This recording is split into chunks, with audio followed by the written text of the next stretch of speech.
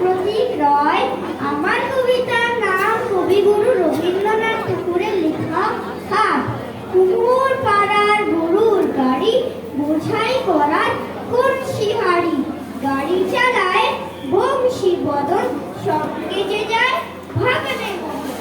হাট বসেছে শুক্রবারে বক্সিগঞ্জে অত্যাকারে। জিনিসপত্র জুটে এনে গ্রামের মানুষ বেচে কেনে। উচ্ছে, বেগুন, পটল, মূলো, বেতের গোনা, ধামাকুলো, সর্ষে, ছোলা, ময়দা, আটা, শীতের র্যাপার, নকশা কাটা, ঝাঁঝরি, কড়া, বেড়ি, হাতা, শহর থেকে সস্তা থাকা। কলসি ভরা এফো ঘুরে মাছি যত বেড়ায়। ঘরের আন্টি নৌকো খেয়ে আনলো ঘাটে চাষির মেয়ে। অন্ধকারাই পথের ওপরে গান শুনিয়ে